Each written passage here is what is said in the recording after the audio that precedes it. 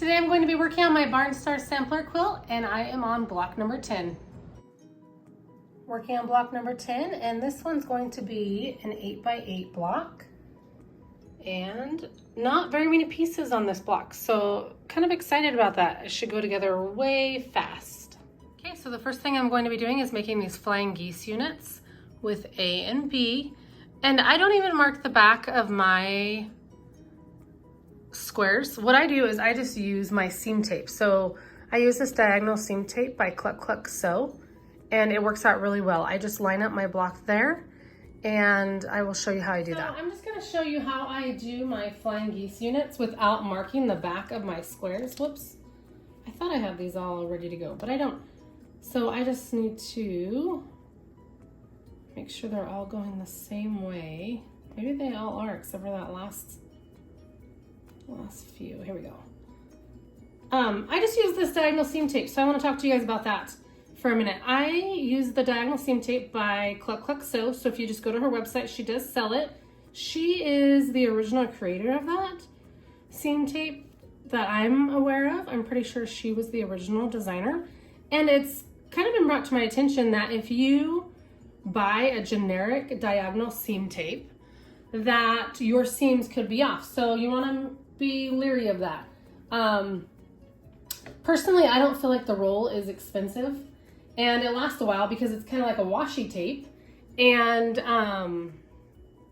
you just don't use a whole bunch of it. Like if your tape kind of gets, see, mine's kind of lifting right there, but if it kind of gets gummed up or something, you just take it off and replace it. But since you're only using it for this project, the washi tape lasts a long time. So I don't know why you would buy a generic. Just on my little soapbox here, buy the real deal. Cluck Sew seam tape, buy it, you'll be happy. And just go from there. I just really suggest that you buy from Cluck Sew. So before I get started on this block number 10, I'm going to make sure I am making this flying geese unit the way the book calls for. And one thing I want to point out too, I know I've said it lots, but I just want to keep telling you, I had my book spiral bound and I love it. So I would highly recommend that if you're planning on using your book for a while. A lot of the flipping back and forth between pages, I feel like it's just so nice to have it spiral bound. Okay, so I'm going to begin making my flying geese unit. So I just have my fabrics right side together, meaning like the pretty sides are facing one another, like sandwiched together. And then instead of marking a corner to corner line, or drawing, instead of drawing a corner to corner line, what I will do is I will put a corner of it. Let me see if I can zoom in here. I will put a corner of my project underneath my presser foot, and I have the other corner lined up with the middle of my seam tape. And that will help me speed up the process of making these flying geese units. Instead of drawing my diagonal line, I just have like an invisible diagonal line. So I just make sure that this corner here stays lined up the entire time I'm working on my flying geese. I'm not sure if this arm's in the way. Okay.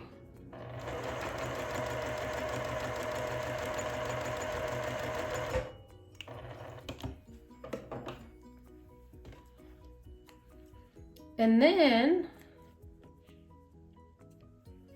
well, my fabric was a little off. I don't know what's going on. That one is not very good. Maybe I should do that over. Well, my fabric's a little off on that one. Okay, but so you can see my stitches there. I didn't draw my diagonal line. I just followed it from the corner to corner. And I'm pretty happy with that. Okay, let me try that again. I didn't like that one, so I'm going to seam rip it, but let me try it one more time.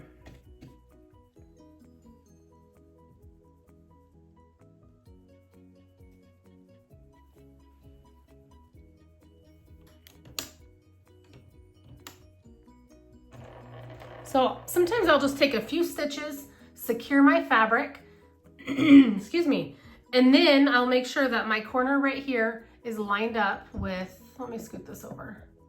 Okay, So I'll make sure that my corner here is lined up on that red center line.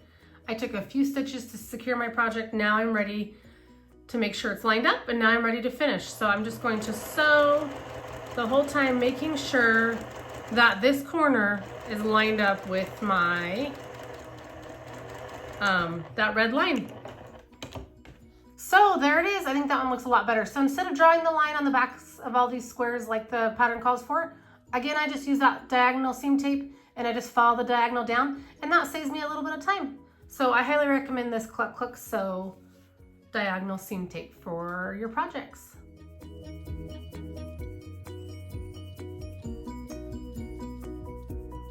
I'm back at my sewing machine, and now I'm going to add the second side to these flying geese.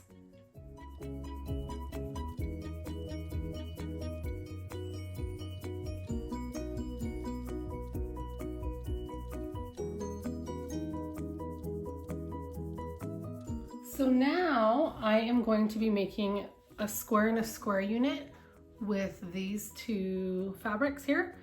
And for quilt block 10, it does say that you'll be making 3 identical blocks. So I didn't realize that, and I had only cut out 2. So I just really quickly went and cut out 1 more. So I will be making 3 of these, and I am right here where it says make your square and a square units. So that's the step I'm on right now. All right, here we go.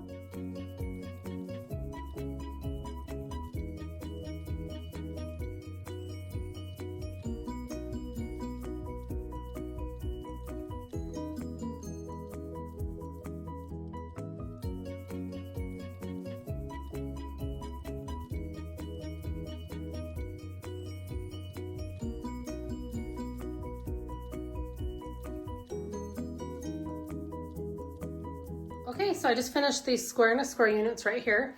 And now I just have to sew all of these pieces together to make the blocks. And let's see. Okay, these ones are gonna finish at 8 by 8, and there should be 3 of them when we are done.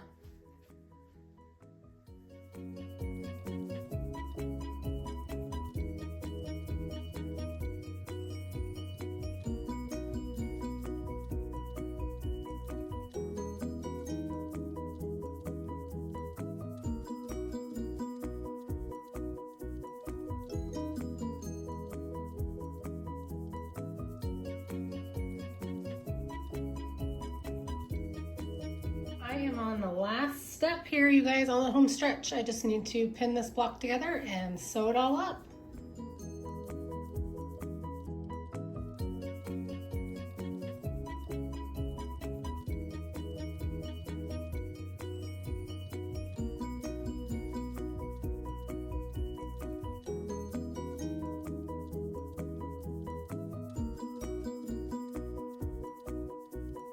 Finished block number 10, here they are. These measure 8 by 8 inches, and they were super fast to put together, so that was a lot of fun. Oh my goodness, look at this, you guys. Look at how like this petal almost lines up perfectly, and those are 2 separate pieces. That's pretty wild. Anyway, I think they turned out really nice. I like them a lot. So here is block number 10 in the book.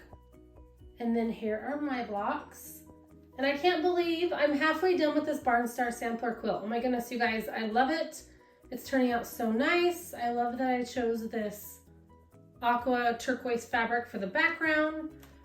And don't forget, from block 10 on, read the instructions, because a lot of them you are making more than 2. And so when I was making these blocks, I only had 2 cut out, and then I had to go back really quick and cut out a 3rd one. So I'm just going to have to be mindful of that. Thanks for watching. See you next time.